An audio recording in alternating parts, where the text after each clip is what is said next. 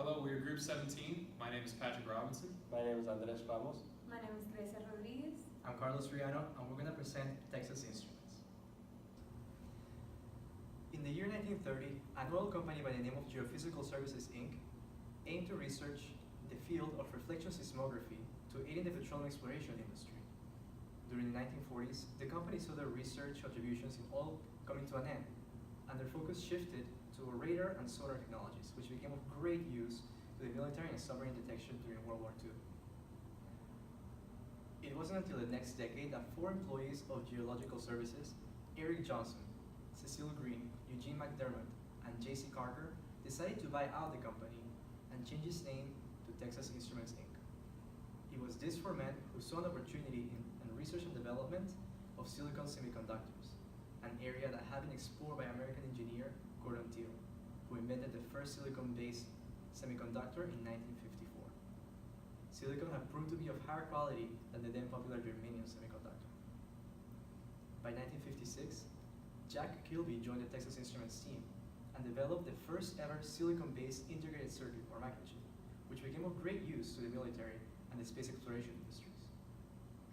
Texas Instruments then developed the first computer fully made with silicon-based components, which was then tested by the Navy.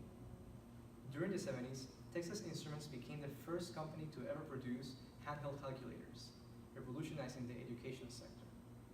They also developed the first single-chip microprocessor, and their research in speech synthesis led to their launch of Speak and Spell, an educational toy for children. In the 80s, TI launched digital signaling processors for commercial use, which paved the way for the development of digital light processor, which became the company's trademark for their video projectors and their award-winning digital cinema technology. Through the 90s, Texas Instruments developed a variety of products and patents, including their famous line of graphing calculators, which became popular due to their programming capabilities, opening a new world for young programmers in a worldwide community. TI also took over the cell phone manufacturing market with their patents on open multimedia applications platform, which became of high demand. The company welcomed the new millennium with large revenues from their manufacturing of silicon semiconductors, and they even expanded their research to analog and embedded processing. By 2009, they opened Kilby Labs in Dallas.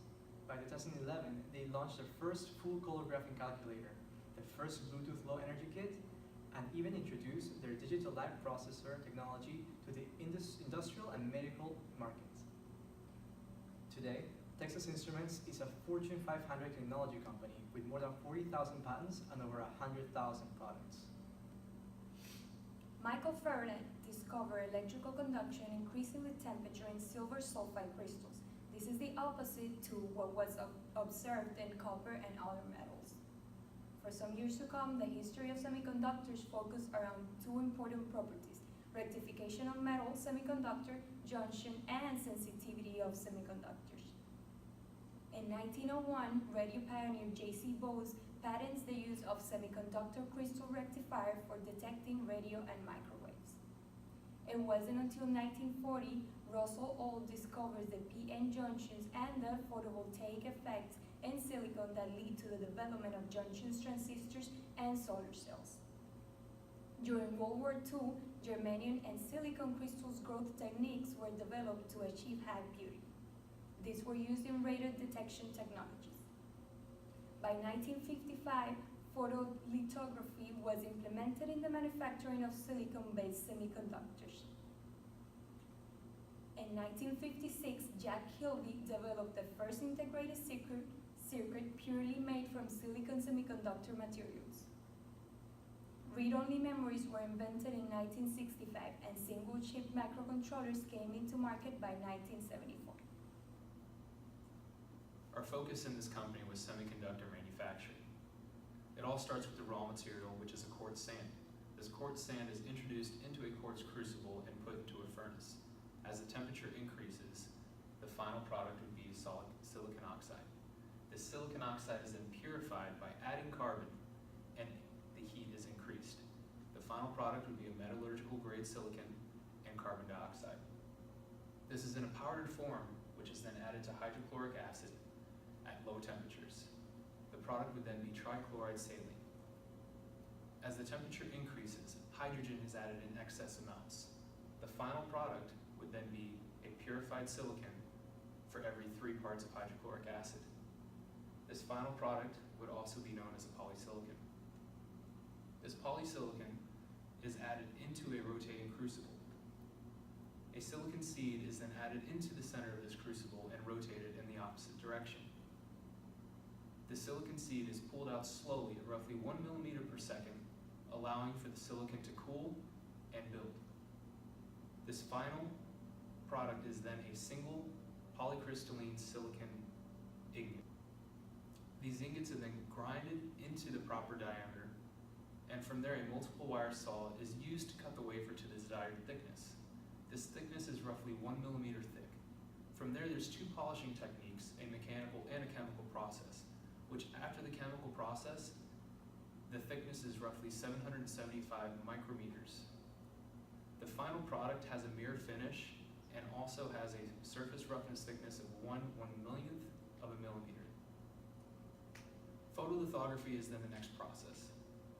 What is initially done is the photoresist material is applied to the silicon wafer, and optical mask covers up sections that are not needed. Ultraviolet light is then introduced, and from there, the photoresist material is hardened. Afterwards, that optical mask is then removed, showing and revealing what is left of the photoresist material that is still not hardened. That is washed away, and from there you have hardened material and still silicon that shows. On the silicon, that is where the etching takes place. From there you can also ionize implantation, ionize diffusion, and dissipation. The final circuit design is cut for the application once the circuit is built on the silicon wafer. Future technology. The company has followed Moore's law by doubling the amount of transistors per square inch in an integrated circuit. This has caused for smaller transistors and high-power chips, as well as smaller chips, which has caused for a cheaper consumer technology. We learned that the company started as a small oil and gas company in the 1930s and soon became a global technology leader. They created the first handheld calculator, the first single-chip microcontroller, and the first micro-power boost charger. In addition, we learned about the manufacturing process of the semiconductor chip, which is made from silicon wafers. In addition, we learned that it creates a big part of the revenue. The total revenue for the company is $13 billion, with 11 of those being from semiconductors. We learned that the company has created many achievements in the technology world and the manufacturing process of the semiconductor chip. In addition, we learned what makes Texas Instruments a global technology leader, and we learned about their current developments. We want to thank you for your time.